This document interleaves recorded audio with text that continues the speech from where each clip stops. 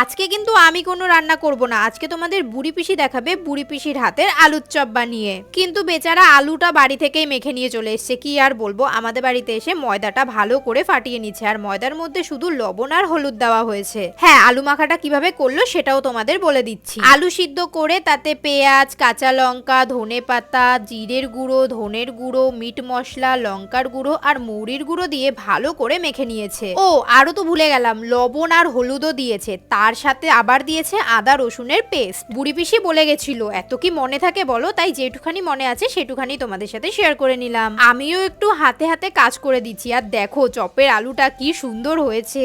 আজকে শাউট-আউটে একজন কমেন্ট করেছে, তোমার দাদা কি ভাগ্য করে তোমার মতো একটা রাঁধুনি বোন পেয়েছে। তুমি একদম ঠিক কথা বলেছো, কিন্তু যখনই আমার দাদা জানো তো আমার রান্না খায়, তখন চেটেপুটে খেয়ে আবার আমার রান্নার বদনামও করে। আর এদিকে আমাদের চপ একদম রেডি, বাইরে পড়ছে বৃষ্টি আর ঘরে গরম গরম চপ। চলো খেয়ে নি, টাটা।